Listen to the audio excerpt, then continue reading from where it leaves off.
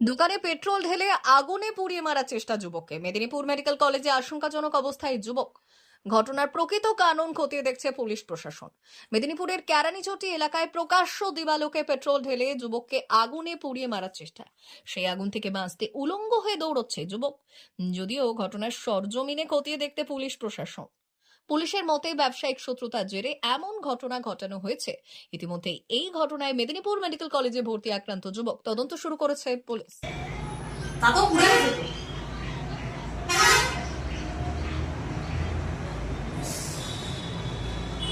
ওরা খুলে ফেলেছি ট্যাঙ্ক প্যান।